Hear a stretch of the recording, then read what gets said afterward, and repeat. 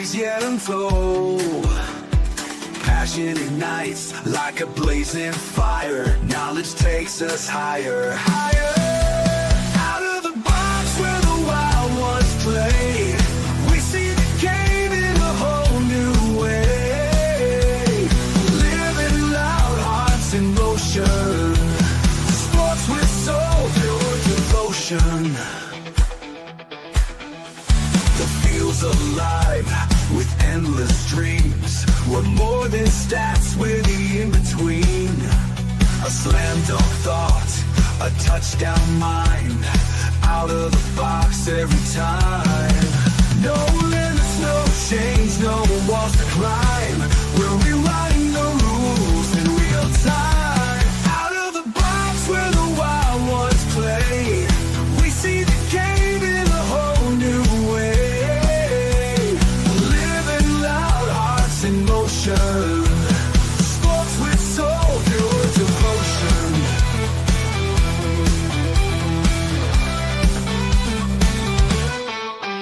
No limits, no chains, no walls to climb. We're rewriting the rules in real time. Out of the box where the wild ones play, we see the game in a whole new way. Living loud, hearts in motion. Sports with soul, pure devotion. Every shot's a story, every cheer's a spark. Under the lights we make our mark. Beyond the scoreboard, beyond the lines. Out of the box, redefining the grind. The grind. Out of the box where the wild ones play, we see the game in a whole new way.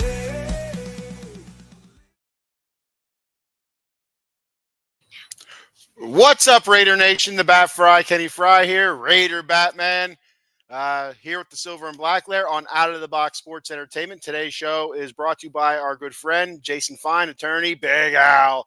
You can reach Big Al at 1-800-HURT-123. That's 1-800-HURT-123. Jason Fine specializes in motor vehicle accidents, slip and falls, workman's comp, and personal injury claims. He has 3 office locations conveniently located throughout Pennsylvania and New Jersey. His office in New Jersey is located in Cherry Hill on 3 Greensward Lane. The phone number there is 856-209-5258. And he has 2 office locations conveniently located throughout in Pennsylvania, one on the east side and one on the west side. The one on the east side is in Philadelphia, Pennsylvania at 1628 JFK Boulevard, Suite 2120. The phone number there is 267-888-2980. And the one on the west side of Pennsylvania is located in Pittsburgh at 500 Grant Street, Suite 2900. The phone number there is 412-365-8151 for all you Yinzers out there. That's Jason Fine, attorney, Big Al. Be sure to let him know that the Out of the Box Sports sent you, and it'll hook you up with a great deal. All right, from Big Al to Big Hurt. We got my co-host here, Brennan. Brennan, say hello. Hello. Say Raiders. Raiders. All right, go play with cheese curls or something. I don't know. Whatever kids do nowadays. Eat your Cheetos. Right? All right, your Shenandoah shrimp, I like to call it. If you know, you know. If you're from Schuylkill County, you know. We got a comment here before I kick it off. We got, oh boy, my buddy Guy. I want to give a shout out to Guy. He was out. I work with Guy, and he's out for a medical procedure and stuff like that. No, he's not. Going through the progress. If the woke, all that. He's not going through the transition. It's not that kind of surgery. If you know, you know.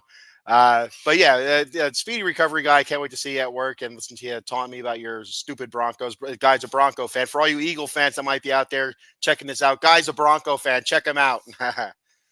Yeah, Guy, it's been tough. It's great to hear from you. I hope you're doing well. And it's not only Gino killing us, but Gino's a large part of it. It's a whole host of things, brother. It's a whole host of things.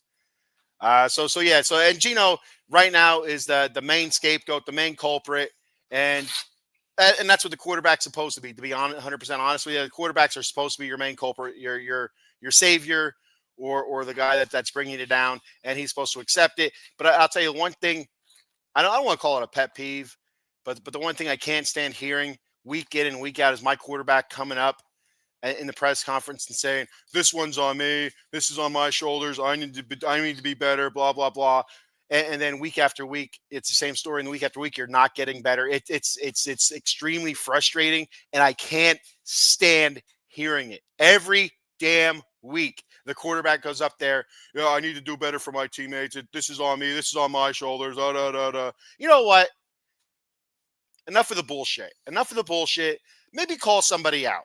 Say, you know what? I had some bad passes. The reason I had some bad passes was because of this. Or, you know what? We're not being put in the right situations in the right part of the game because of this. You know, maybe our offensive coordinator, who's the highest paid offensive coordinator in the league, isn't calling the right plays, right play calls when we need them. Stuff like that. It drives me absolutely insane. Insane to listen to this guy get up there and week after week, yeah, this is on me. But nothing's changing. That's the thing. Nothing's changing. It doesn't make sense. You know, there has to be a week where there's some sort of progress or something different, but there's not. It's the same. We're stuck in mud. The wheels are spinning. Put the goddamn carpet under the wheel. Get out of the mud. Stuff like that. I mean, it's I don't know. Whether it's Geno or we need to go to a different quarterback, I feel like if we go to Kenny Pickett, it's not going to change. It's going to be the same trash on the field. But I mean, there needs to be something different. Whether it is the play calling, the philosophy, a conversation between Chip, right? The little guys here, folding his arms, shaking his head, agreeing with me. Between Chip and Pete, and whoever the starting quarterback's going to be, whether Geno or Kenny Pickett or Aiden O'Connell. A couple of weeks, I think, before Aiden O'Connell is cleared to play again. And to be 100% honest with you, I think Aiden O'Connell might be the best quarterback on our roster, which isn't saying a whole lot, because Aiden O'Connell, mobility-wise, isn't anywhere near what Geno is. And so you'd have to figure, maybe Aiden O'Connell isn't throwing as many interceptions or making poor decisions like Geno, but he's probably hitting the dirt a lot more than Geno. So there's a good chance that Aiden O'Connell gets hurt again. So that's something else you got to look at. And you look at Kenny Pickett, mobility's there, but will he take care of the football better or worse or the same as Geno? Like, do you actually get an upgrade if you throw Kenny Pickett in there? But another way I look at it is, what does it hurt? What does it hurt to put Kenny Pickett in there? It doesn't get much worse than 40-6. And why are we kicking a field goal when we're down 40-3 with a few minutes to go in the fourth quarter? Why are we kicking a field goal? Like that field goal means nothing. Go for a touchdown. At least you can kind of celebrate. Okay, we got in the end zone. And, hooray, hooray, jump for joy. Why you even kick the field goal? Our special teams have been so bad. Our punter gets hurt, and it wouldn't have shocked me at all if they would have went out there for that field goal to make it 40-6. If it would have got blocked, and then our Carlson would have got hurt or something. It wouldn't have shocked me. It wouldn't have been a surprise at all. Normally over the last 20 plus seasons, the very least the Raider fan can say is we have good special teams. We can't even say that shit anymore. We don't. Our offense is bad. Our defense is bad. And now our special teams, the damn special teams are bad. How did it get worse? How? When Josh McDaniels is here. This feels worse than when Josh McDaniels was here. How did this happen? The Hall of Fame coach, Pete Carroll. I mean, okay, yeah, he won a national championship, at USC. But there was some shady shit that went on there, right? With Reggie Bush, having to vacate his Heisman Trophy. And, correct me if I'm not wrong, didn't Pete Carroll have to vacate some wins or, maybe a national championship? I could be wrong with that. I don't remember exactly. But there was some shady shit going on there, and that was college football. Okay, he went to 2 Super Bowls, winning 1 with the Sea Chickens. All right. I feel like he got pretty lucky with some draft picks and some defensive players that weren't projected to be as good as they ended up being. I mean, and granted, that could be, Pete Carroll, maybe a Pete Carroll system or what have you, that got them there. But, I feel like that team still wins the Super Bowl without Pete Carroll there. That was one hell of a team.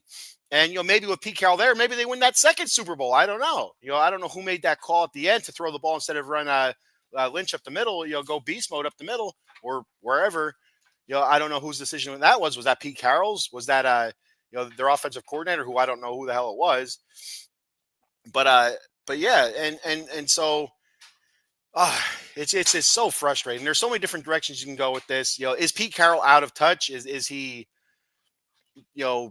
beyond his years? There's a reason why the Seahawks asked him to step down as head coach. Is it something like that? Is it Chip Kelly? Is he not what he thinks he is?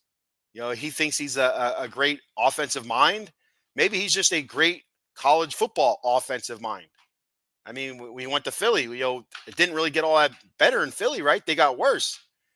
Dumping a bunch of their star players, and which I could see this happening. Coming up here very soon for the Raiders if things don't turn around. Not saying we have a lot of star players, but we do have a couple really high profile players.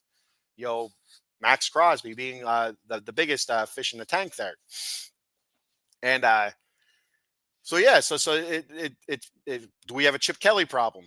Do we have a Pete Carroll problem? Is it a player personnel problem? I do feel like a large part of this is the roster. But then again, how did we get here with the roster? Why did we have such a huge turnover with the roster? Yeah, I know I get it, a lot of free agents and whatnot. But the whole secondary, basically, right? The whole secondary gone, linebacking core gone. You tell me you couldn't get one or two of those freaking guys back? Well, why wouldn't you want one of those two of those guys back? At least to help you transfer. Holy crap! Let there be light. That scared the crap out of me. I thought that was it. I thought Mark Davis was behind me and just ended it for me, choked me out, and that's the flash of light. But anyway, where was I going? Oh yeah, we couldn't bring back one of those guys. That's one secondary guy. One linebacker. Like I don't get it. The linebacking core for the most part has played well. And guess what we do? We released our best linebacker, Jermaine Pratt, released. I don't know what's happening there. I checked out a whole bunch of different podcasters are saying there's a whole bunch of locker room strife going on. That's what we need, right? That's what Raider Nation needs right now is a pissing contest between the locker room and the coaching staff. What the hell's going on here? Where's the leadership? I got a comment here from Jason Downs. What's up, Jason? Thanks for checking the show out. I appreciate it very much. The draft is always a lucky draw. Yeah, 100%. And that's the one thing. Like, so many people have come out and said, we shouldn't have taken Genty. What was it, 6th or 7th, whatever our pick was this year. We should have went offensive lineman. I feel like Genty was more closer to a sure bet than any offensive lineman, but you don't know. And I feel like when you have an early pick in the draft, you should go best in draft and Genty best available. And I feel like Genty was the best available, despite need. But then I look at the second round in the Jack Besh pick. I feel like maybe we should have went offensive line there. But again, if and buts were candy and nuts, you could look back, hindsight 2020, this, that, the other, grenades and stuff or whatever. You could throw it, whatever, analogy, euphemism, whatever you want to throw out there. But it's not going to change anything. You don't know. Just like Jason says here, it's a lucky draw. It's a crapshoot. And the Raider fans, we know this from years and years and years of shit drafts, right? You think you got a stud here, you think you got a stud there, not happening. Robert Gallery. I mean, I don't remember exactly what the analysis on Robert Gallery coming out, but he was. I think we had the number 1 overall pick, and that's who we took was Robert Gallery, and it turned out to be a bust. He wasn't. He wasn't the stalwart offensive tackle that we needed or thought he was going to be. And, eventually he moved to guard and then he ended up in Seattle. And I think that's probably where he ended his career, and of course off the Marcus Russell. We all know that story. So, but I feel like Jamarcus Russell, there was reports out there of his work ethic and, his the mental side of the game and stuff. He was not quite what the Raiders thought he was, and that was analysis before the draft. Just Al Davis didn't want to hear it. So yeah. I got another comment here from Jason. He says, I'm in mind of there is dissension already, and we have guys on this roster that were part of the last 2 regimes. Then there is the problem. Yeah, and that very well could be it. That very well could be it. The last 2 regimes here, and we have some of those holdovers from those last 2 regimes. Maybe that's where the problem is. It very well could be. Then we need to cut ties. And I'm a huge Max Crosby fan. Love Max Crosby, but you know, do we look to trade Max Crosby? He's one of those guys, from the last, three. Gruden drafted him, right? Gruden, McDaniels, AP, now Pete. Is Max, one of the issues? I don't think so, but you never. Who the hell knows? Who knows? He's supposed to be a leader. I mean, this is a reflection on your leadership, whether it's the head coach or your captains. This is a reflection of your leadership, in my mind. And there we go, Jason. We have no leadership, and that's 100% it. Like, love Max as much as you want. This is a time where he needs to step up. He needs to step up. There needs to be something put out there. Uh, you know, just a mouthpiece. We need a mouthpiece, and it's not our quarterback. It can't be Gino. Gino's new to the silver and black. Max is silver and black. That's who it is. We need leadership. He needs to step up, or we need to move on. Get what we can get for him. I don't know what we can get for him now. I mean, all of his numbers have been down this season. Whether it's win rate, this QB pressure, that, or what have you. He still played phenomenal. It's just they're not showing up on the board. Is it scheming? What it is, I have no idea. I'm not really sure. But another thing that really grinds my gears is this whole Pete Carroll compete thing. We're competing, and Jackson Powers Johnson. He week in and week out, we hear about Jackson Powers Johnson competing for that right guard spot. Competing. What are we doing here? In my eyes, he's clearly probably our best offensive lineman right now. And you week in and week out, well, he's competing for that right guard spot over Alex Kappa, who last year was one of the worst offensive linemen in the league. Why is Geno Smith not competing with Kenny Pickett? I don't hear anything about Geno Smith competing. Geno's our starting quarterback. That's it. Well, Geno should be competing. It's one from Pete Carroll preaching, competition, compete, to the Raiders being non-competitive. And it pisses me off because I'm sick of seeing it. It's a long time. We'll get a sprinkle of a good season here and there, but every other season's a slap in the nutsack.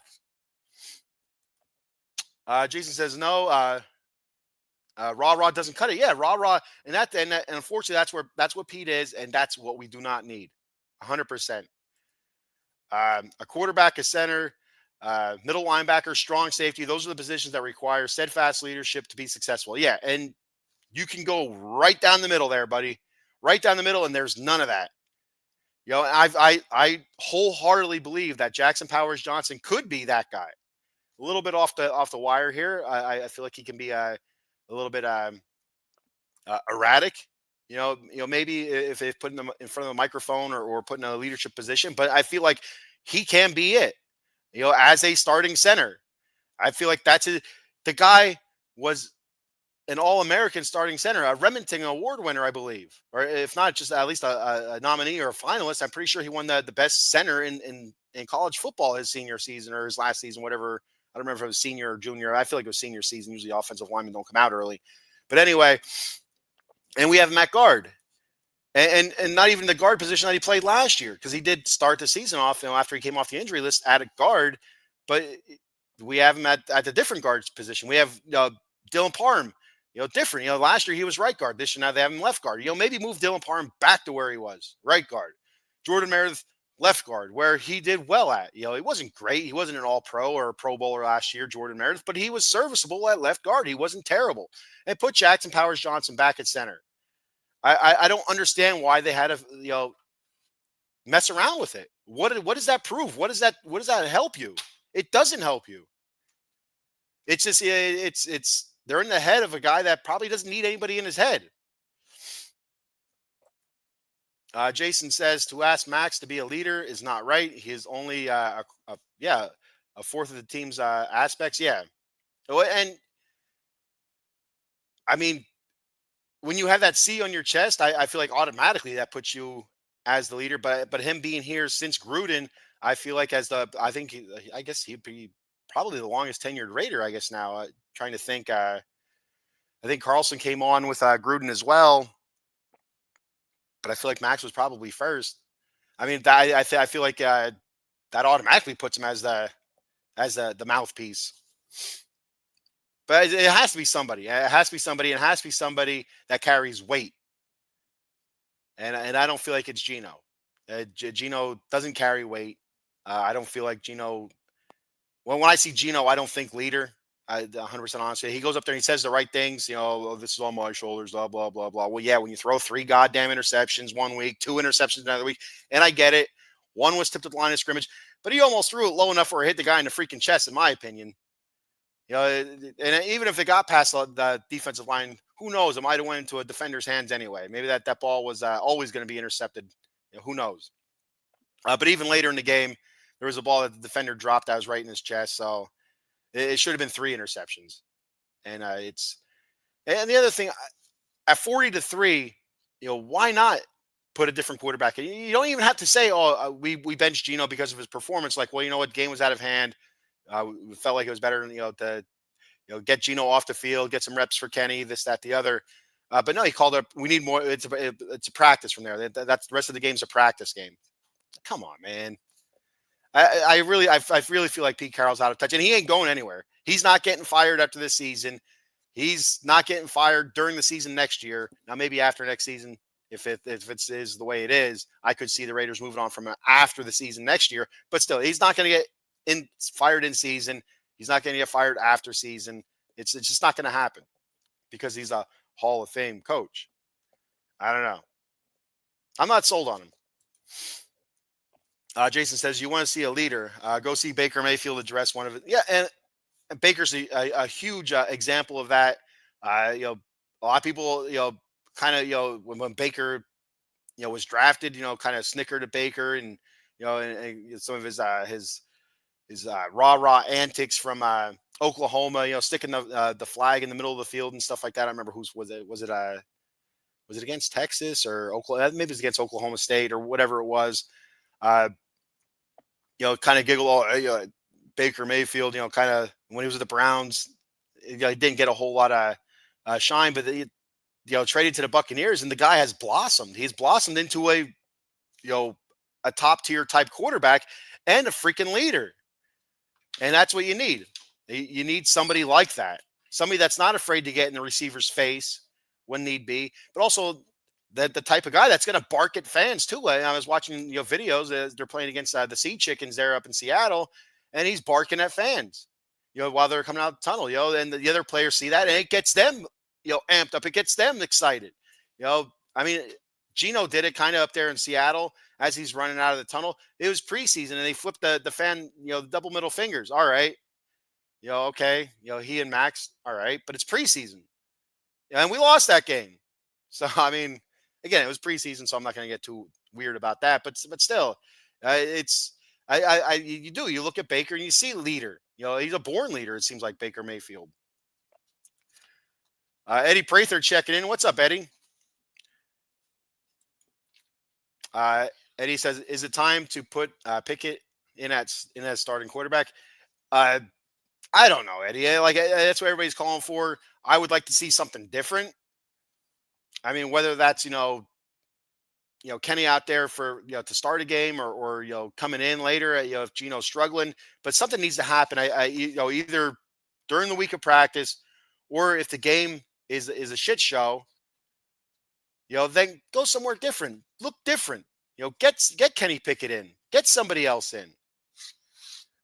I mean, I don't know if Kenny Pickett is the answer at starting quarterback, but I do feel like there needs to be a spark. There needs to be something different. And if that means you sit Gino for 1 week, you sit Gino for 1 week, let Kenny Pickett go out there. Maybe that lights a fire under Gino's ass. I don't know. I don't know what that could do for Gino's psyche or Gino's confidence. But as somebody that he's been in the league for a long time, a lot of shitty seasons with the Jets before he ended up in Seattle, and that you would figure that'd light a fire under his ass. But I don't know what type of person Gino is. I don't know. A lot of I don't knows from me. That's what you get there. Jason says Dennis Allen got 20 games. Josh McDaniels got 20 games. Pete is going to get at least 20 games. And that's why I don't see them firing Pete Carroll during the season next year. He's definitely coming back next season. So any Raider fan out there, it's fire Pete Carroll this or whatever. Get that out of your mind. It's not going to happen.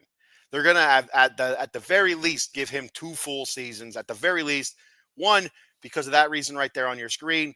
What Jason Downs commented. Coach after coach after coach being let go a year and a half into their tenure, or at least 20 games, and they want to break that cycle. They do, and Pete signed. It's a 3-year contract. But if it goes the same exact, if we're still spinning our tires this time next year, I think the countdown is on to moving on from Pete Carroll. And so yeah, I mean, and I'm not one fire coach. I need to see consistency, and it starts at the top. It starts a head coach, and if that means we need to consistently run him out there for 2 seasons to see what we got, then so be it. I don't like firing a coach after 1 season. I don't like firing a coach mid-season either. There's no consistency there. And that's the one thing I said about this season weeks ago. I said, of course I did my prediction and stuff like that. And the Raiders are going this, double digit. I'm not an idiot. I get on here, have fun with it. I am a homer though. I do believe every week the Raiders go out there, they have a chance to win, but I'm not an idiot. I know what I see and stuff like that. And they're not a good team. They're not a good team. There was no chance, for playoffs this year. But again, you go into the season, you never know. But the very small chance of playoffs this year there was coming into the season. Absolutely no chance for a Super Bowl, and I get that. Again, 100%. But I said I need to see some sort of move forward. I need to see glimpses of the Raiders getting better, and we've gotten worse somehow. Somehow we've gotten worse. I'm not seeing a clear plan right now. I don't think anybody in Raider Nation sees a clear plan right now. Where are we going with this? I need to see that. I need to see consistency, and we're not seeing that. We're seeing consistency, but it's the wrong kind of consistency. We're seeing crap consistency. The team's bad. Eddie says Chip Kelly is the bigger problem than Carroll. And you might be right, Eddie. You might be right. I mean, everywhere Chip Kelly's gone in the NFL, it's not been good. It hasn't. But I also think, Pete Carroll coming in and saying, everywhere I've gone, I've won, 10 games, or whatever. And, I'm used to winning. That's what we're going to do here. Slow your roll there, Pete. This isn't, 1986 New York Jets. And, or whatever year it was that he was just in the 90s sometime, the young Pete Carroll. And this isn't, a roster rehaul, bring in my guys, and then all of a sudden we're good kind of thing either. This isn't. It's a lot more than I win wherever I go kind of thing. And Chip Kelly, maybe he's just not meant for the NFL. And that very well could be. That happens. Chip Kelly might be a very good offensive mind for college. Where you're facing defenses where they might have 2 or 3 professional athletes on the other side, whereas now week in and week out in the NFL, you're littered with them. There's 11 out there, so it's hard to point fingers, but I do want to point a finger at this lad. Pete Carroll's son needs to be fired. Eddie says, and that's one thing I really don't like is when a coach comes in and one of their hires is their kid in a prominent role. Offensive line coach, run game coordinator, Pete Carroll's son, whose first name I can't think of. It doesn't matter. His last name's Carroll. It's Pete Carroll's son. I don't like that. John Gruden, when he came in, he hired his son. I think it was a strength and conditioning coach. I'm fine with that 100%. Let your son be the strength and conditioning coach. Pete Carroll, let your son be the barber. I see he has a beard and stuff like that. Let him be the barber. Let him do that thing. Get him off the field. The whole nepotism thing, not cool. Not down with that unless he's actually good. You look at the Schottenheimer, down in Dallas, San Francisco's coach, whose name eludes me right now. I could picture the goofy guy, but what the hell's his name? It doesn't matter.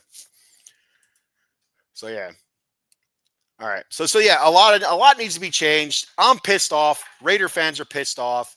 I don't know where we go from here. Like I said, whether it was the Christian Wilkins debacle, whatever the hell happened there. Eddie Prather, thank you. Kyle Shanahan, I'm not a big fan of Shanahan's dad for 100 different reasons, but the main reason because he was a Bronco coach after being a Raider coach, and not his fault. I believe he was fired by Al Davis, even though I think he got the 10 wins with the Raiders back in the early '90s before he went to the Broncos and turned them into Super Bowl champions. But he did have John Elway and Terrell Davis and all that good stuff. But you need players to win the Super Bowl, and you also need a coach to lead those players. Anyway, before I get all in a rant here about Mike Shanahan and his weird forehead and angry, scrunched up face all the time. Where was I going with this? Oh yeah, just the whole slew of things that have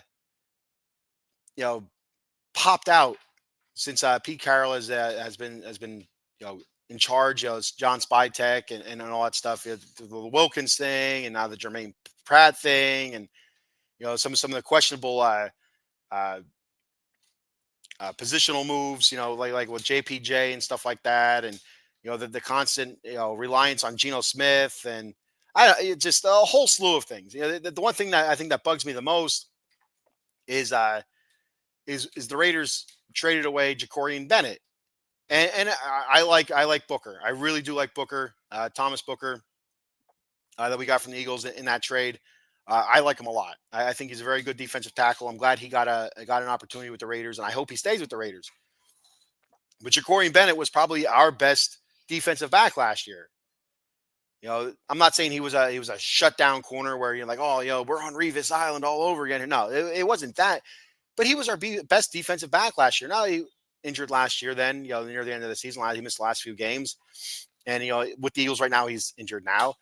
But the thing was like, well, he doesn't fit our scheme. He doesn't have the right body type for our scheme. And then we hear about Jackson Powers Johnson being moved to guard because, well, he doesn't look like Jason Kelsey. He doesn't have the right body type. He's aggressive, so we want him at guard. He's a bigger guy, so he's aggressive. We want him at guard. We want somebody that looks like Jason Kelsey at center, even though he never played center. He's not a center, but he looks like a center. What the hell does that mean? What does that mean? I could have a big beard and look like a lumberjack. Guess what? I'm not a lumberjack. I'm not cutting wood. I don't understand it. I don't get it, for the love of God. Why? What does that mean? What does it mean? I think if the dude can play, he can play. Put your players in their best position to succeed. Now, don't send him to the East Coast. Because he doesn't have the right body type, doesn't fit your scheme. Make him fit your scheme. Alter your scheme. And that's the one problem with these coaches now. They're too smart. They need to fit into my scheme. Alter your scheme to the players. Alter your scheme to your personnel. They're not doing that because they're smarter than everybody. We're too smart for that. We're smart. We're coaches. We're smart.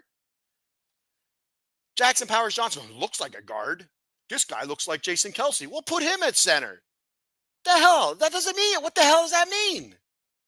Man, that pisses me off. I think that's the thing that bugs me the most. To be 100% honest with you.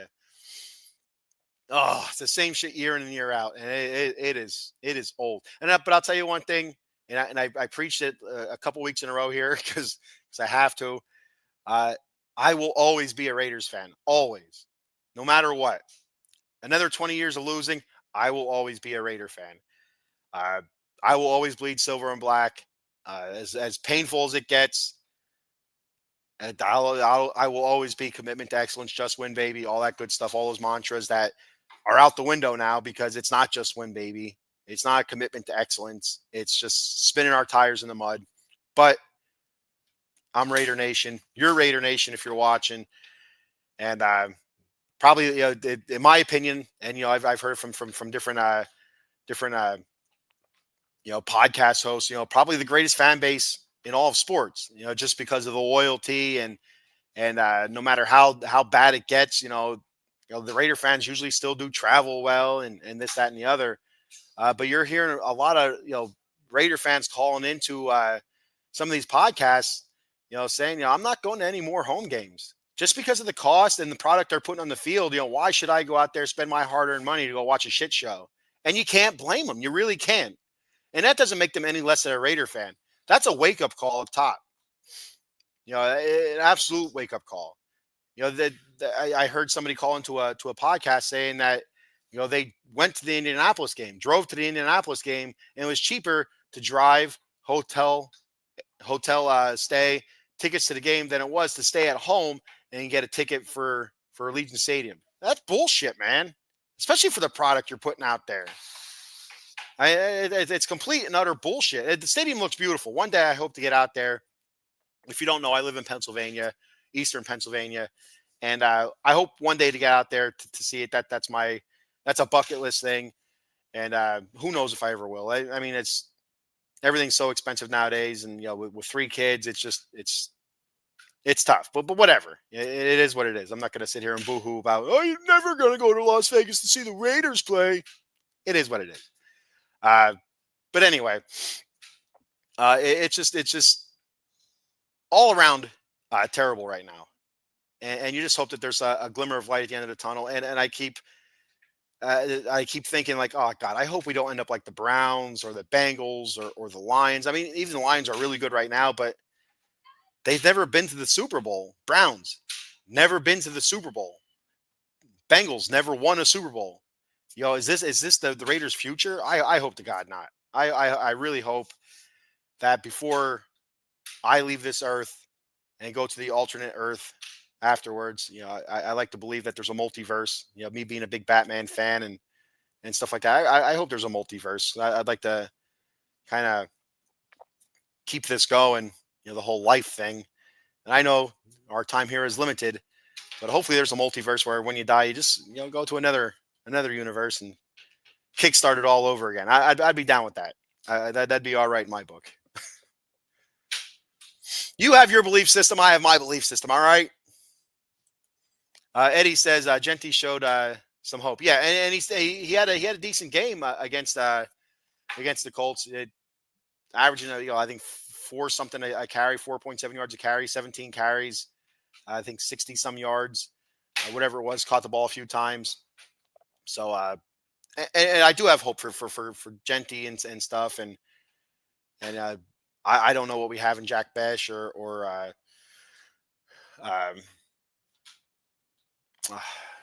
names are escaping me right now. I'm all worked up, but anyway, our other receiver that we drafted early, I can't, whatever. I can't think of it right now. My mind went blank. Little guy's over here playing with his cars and bangs, and I look over now. All of a sudden, everything's blank on me. Yes. Thank you, Deontay Thornton Jr. Thank you, guy. That's all I need. I just need a first name or a last name, and then I remember the whole thing. Hey, Guy's still out there checking it out. Thanks, Guy. Guy likes watching me sweat and get all worked up and whatnot. So, so that's that. I think I'm going to end it there. I'm kind of just spinning my tires right now. Like it has been the theme of this show. I'm talking about spinning tires in mud. A lot needs to change, and right now it's not going to change. The Raiders are playing the Titans this week. I'll be back on later on this week, hopefully with a live. If not, I'll throw a YouTube short out there with my keys to victory. You could say the Titans are the worst team in the league, but right now the Raiders are the worst team in the league. In my opinion, Jets don't have a win. They're pretty bad too, but you're just splitting hairs between those teams. So this is a good opportunity for the Raiders to get a win, and it's at home. So we'll see what happens. We'll see what happens this week. And, yeah. All right. So that's all I have for today. Thank you, everybody, for checking the show out. And, of course, until next time, just win, baby. Guy, get well soon. I'll see you soon at work. Brendan, say goodbye. Brendan, say just win, baby. Just win, baby. All right. See you later.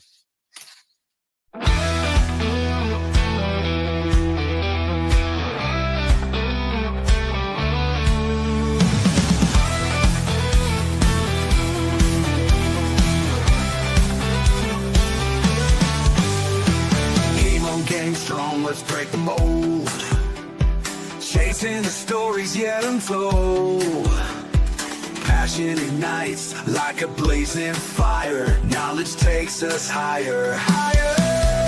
Out of the box where the wild ones play. We see the game in a whole new way. Living loud,